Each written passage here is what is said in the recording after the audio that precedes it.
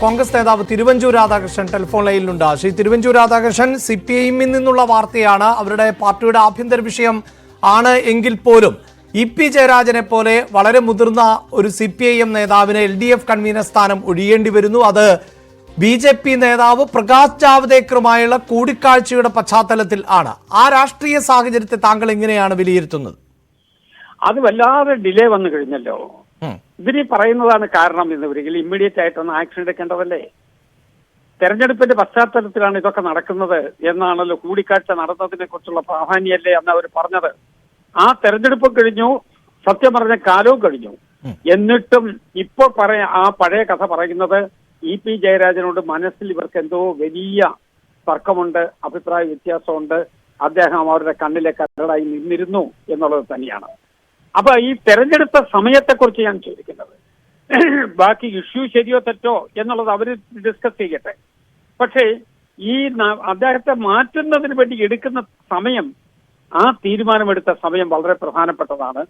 അപ്പോൾ പഴയ കാര്യം പൂർവ്വകാല പ്രാബല്യത്തോടു കൂടി നടപ്പാക്കുന്നതിന് വേണ്ടിയുള്ള നടപടിയാണ് എടുക്കുന്നത് എന്ന് പറഞ്ഞാൽ എങ്ങനെ യോജിക്കാൻ കഴിയും?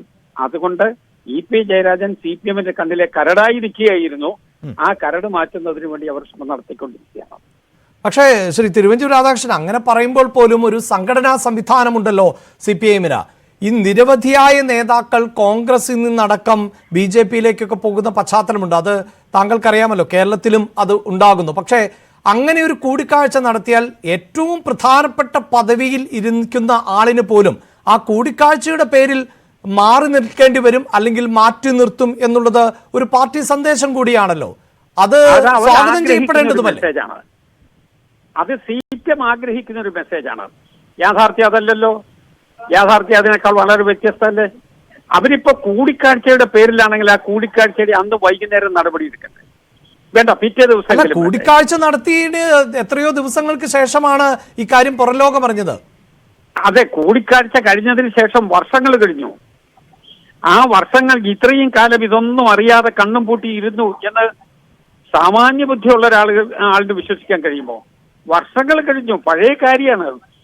തെരഞ്ഞെടുപ്പിന്റെ സന്ദർഭത്തിലൊന്നുമല്ല കൂടിക്കാഴ്ച, വളരെ മുമ്പാണ്. അതെ, അതൊക്കെ കഴിഞ്ഞിട്ട് അന്നൊക്കെ ഒന്നും മിണ്ടാതെ ഇരുന്നിട്ട് അവസാനം ഇതൊരു പഴയ ആയുധം എടുത്ത് വിനിയോഗിക്കുകയാണ്. അതായത് ഈ കൊച്ചുമകന്റെ പിറന്നാൾ ദിവസമാണ് പ്രകാശ് ജാവ്ദേക്കർ വീട്ടിലെത്തിയത് എന്ന് പറയുന്നു. ഒരു വർഷം മുമ്പുണ്ടായ സംഭവമാണ് എന്ന് EP ജയരാജൻ അന്ന് തന്നെ പറയുന്നു. പിന്നീട് EP ജയരാജൻ അതേ പാർട്ടിയിൽ തന്നെ തുടരുകയാണ് ചെയ്തത്. അപ്പോൾ സ്വാഭാവികമായും EP-ക്ക് കൂടി പറയാനുള്ളത് കേൾക്കേണ്ടി വരുമല്ലോ.